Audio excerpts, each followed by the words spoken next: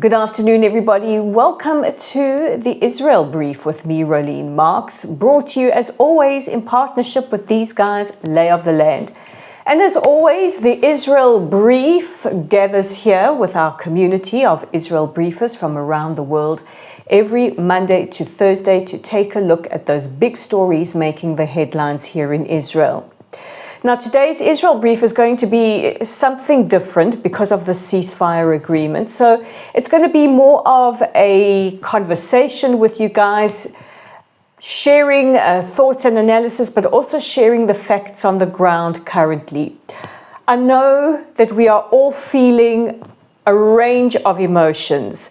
And I confess, I have a mixture of apprehension, knots in my stomach, hope, the whole gamut of emotions, and I know that you guys do as well. So I'm going to bring you up to speed about what we know with this deal, share a few thoughts, and of course get to your mensches and morons. I say that because there's plural this week of the week, and a very important question from Hillary Gordon about our hostages.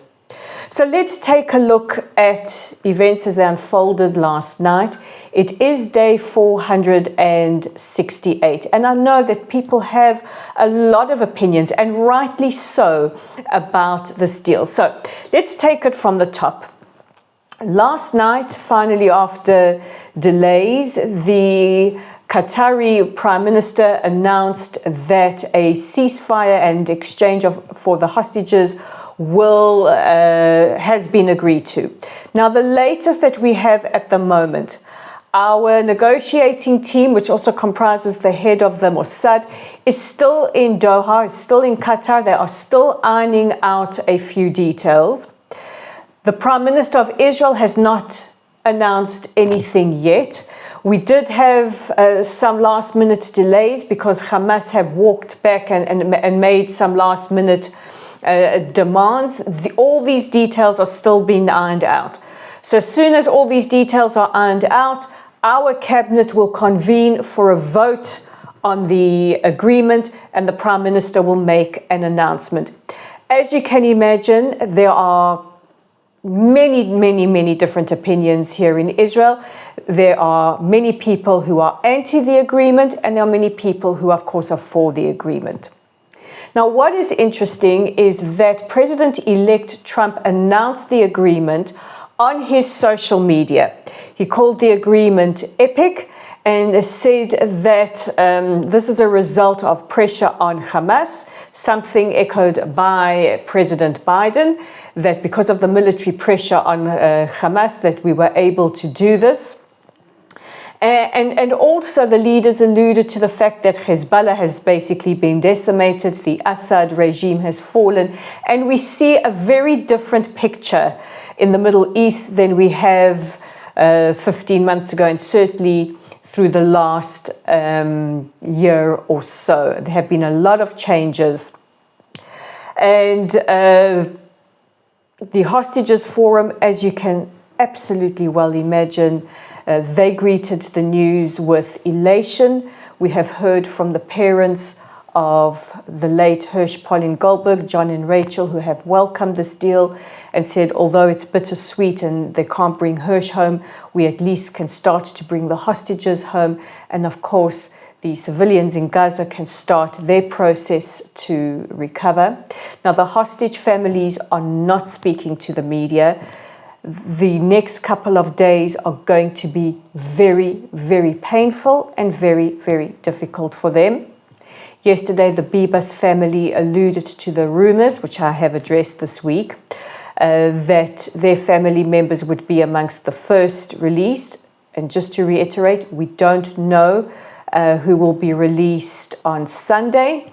We also don't know who is alive and who is dead. So there is a lot of anxiety here in Israel as we prepare for the next couple of days. The Bibas family have asked people to stop spreading rumors. And it's a very important point because we are sitting here in a lot of anxiety. Our health ministry has already greenlit the protocols to receive hostages at various hospitals across the country. And for a lot of us, myself included, we don't know who's coming out on Sunday in the first tranche of hostages to be released, what condition they will be in, and if they are alive or not.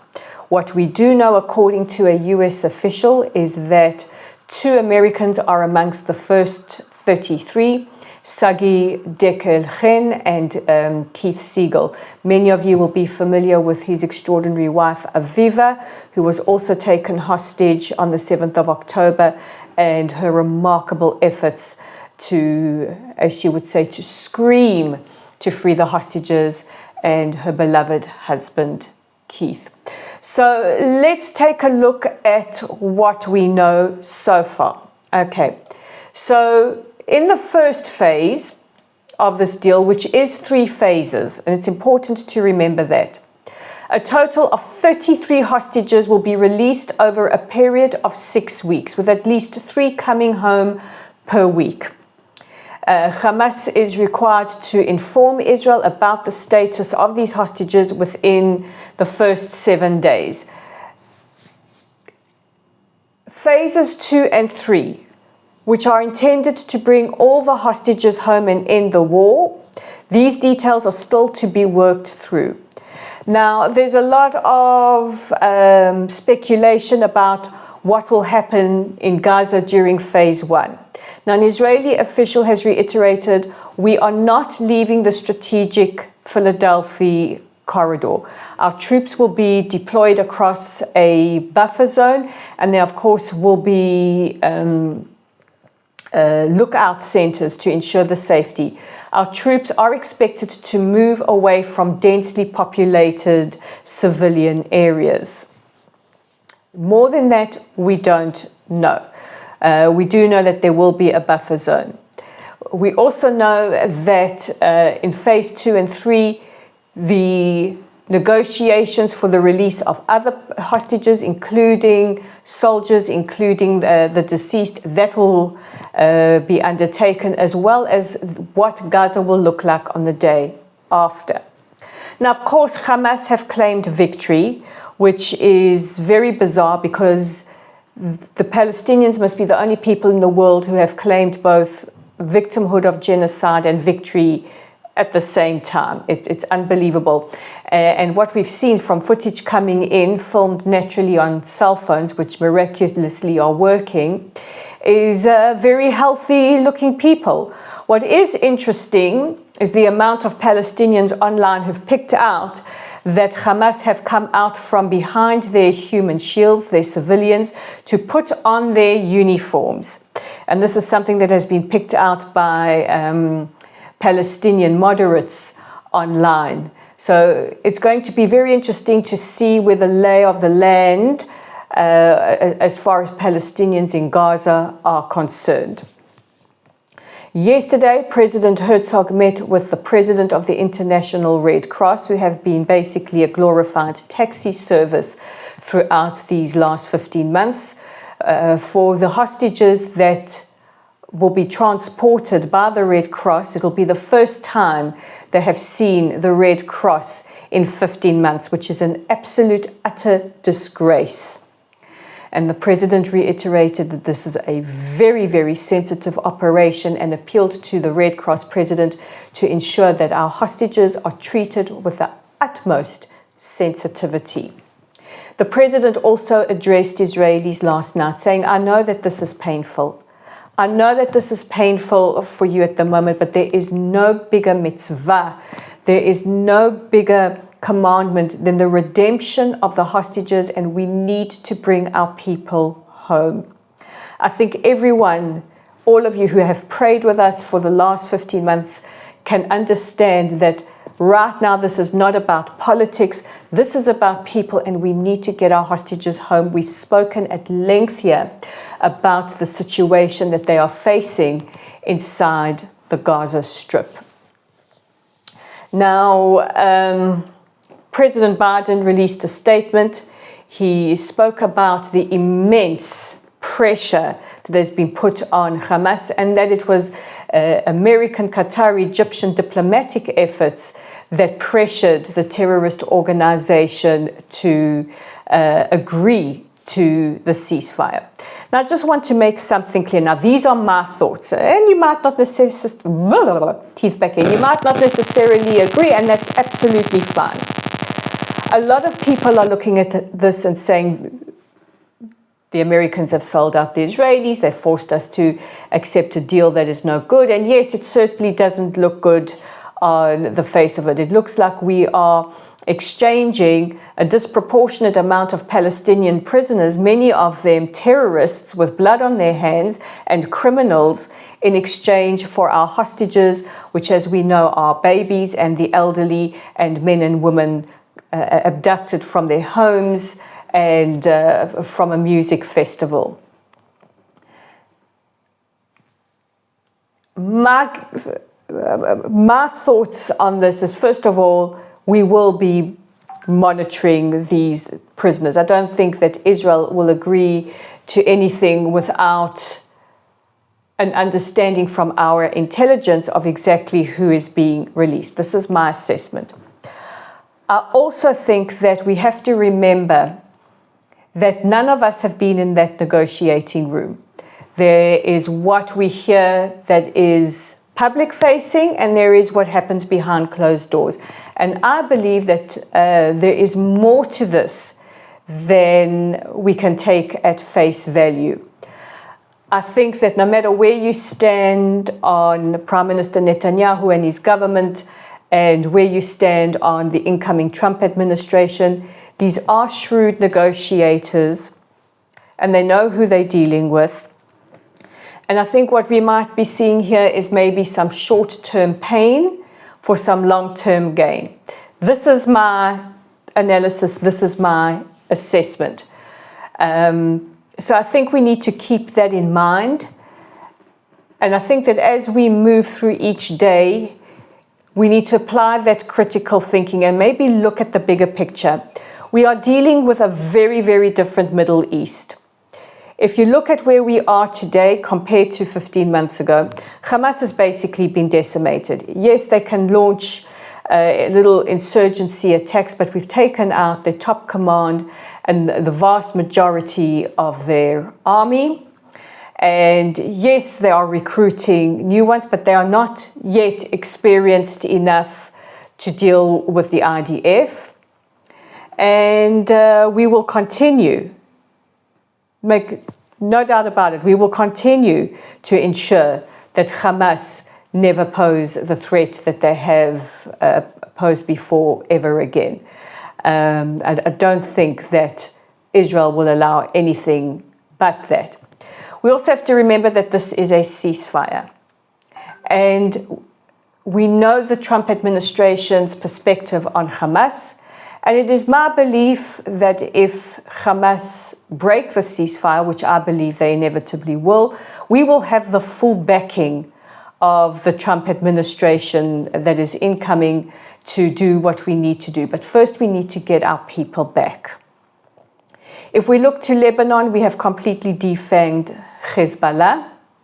If we look at Syria, the Assad regime has collapsed and we've got an Israeli presence there, making sure that our security needs are taken care of.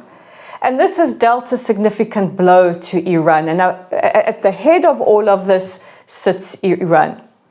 So while it is very painful for us to see Hamas claiming victory and the Hamas spokesperson saying that they will commit October the 7th again, and the Iranians claiming a victory for Gaza, make no mistake, this is no victory.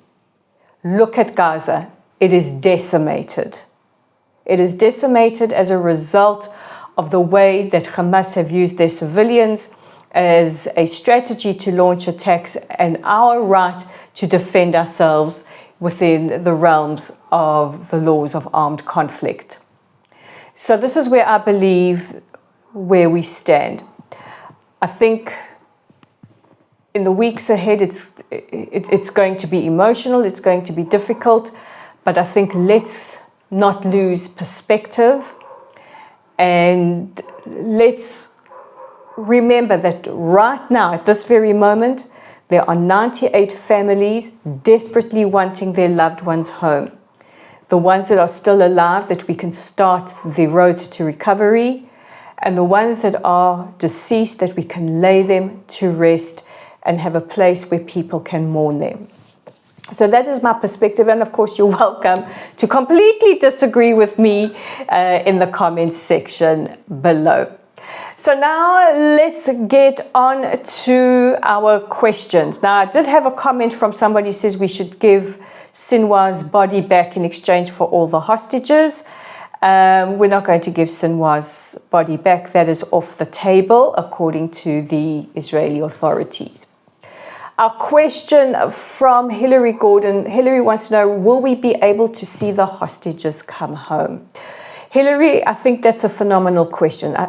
This is what we are all waiting for. We are all waiting for families to be joyfully reunited. I hope that we get to see this, but I think we also need to understand that it is now 468 days, and when they start being released, it will be over 470 days.